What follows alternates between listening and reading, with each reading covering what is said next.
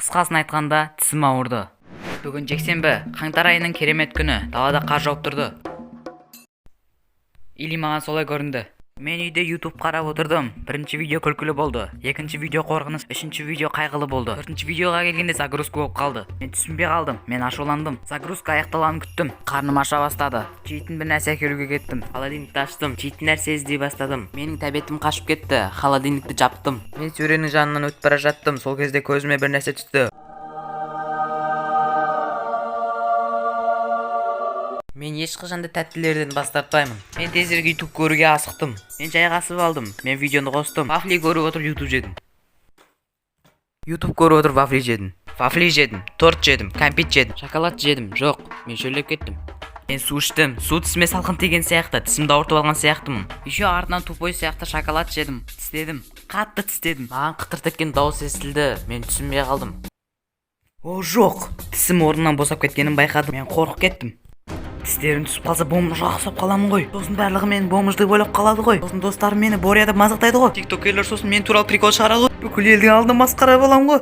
Бір уақытта тісім шамалы ауыра бастады. Одан кейін қатты ауыра берді. Одан сайын қатты ауырды. Тісімді жылы сақтау үшін шарф оранып алдым. Тәттілерді көп жегеніме өкініп қалдым. Тісім қақсай бастады. Одан сайын қатты қақсады. Мен кәмпиттерге қарадым.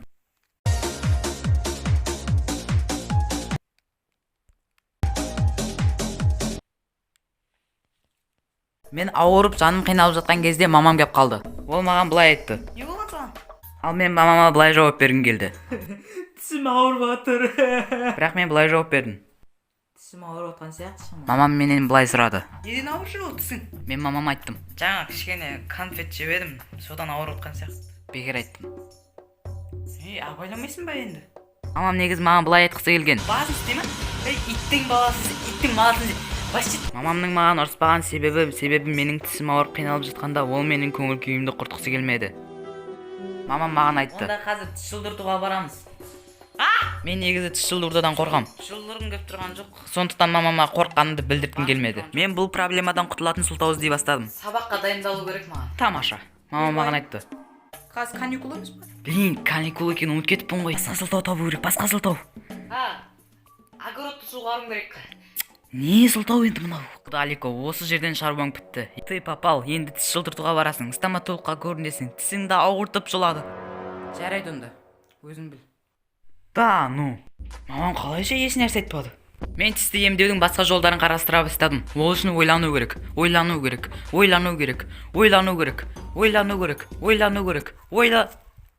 Мына жерден істеп жүрмін.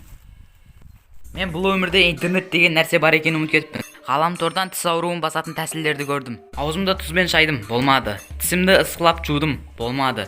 Тісімді уқалап көрдім. Бұл да болмады. Мен интернеттен өзіме керек бір видеоны тауып алдым. Досым, тісің ауырып отыр ма? Тісіңді жұлдыртпай-ақ өзің емдеген келеді ғой, а? Тісіңді өзің үйде жатып емдеген келсе, атаңның басы. Одан да құры бар. Тісің жұлдыртса маған не дейсің? Тура осы уақытта үйге Бека досым кеп қалды. Чё там, Алика, қалайсың деп айтты. Ал мен оған былай жауап бердім. Нашар жағдайым. Тісім ауырып жатыр. Ал ол болса, не болды? Жақтырмай өтсін ба не? Деп шірей бастады. Мен Беканы жақсы білемін. Егер ол қарын ашып тұрса, осылай тупет ете бастайды. Білесің ба, Бека десең бүкіл район таниды. Мен Беканың мына сандырақтарынан 1 грамм да қорықпаймын. Бека, қойшы. Өзімде ақымақпын. Бекадан ақыл сұрадым. Айтшы. Тіс ауырғанда басқа не істеуге болады? Бека жауап берді. Тісің жұлдыртса бір маған не дейсің? Бүгіндікке менің осы сөзден ығырым шығып кетті. Айта бермеңдер сол сөзді.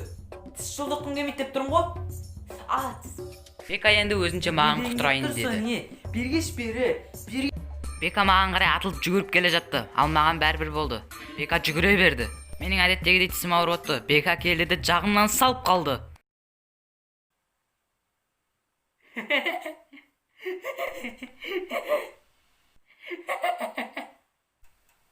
Фу, бомж. Қысқасын айтқанда, тісім ауырды.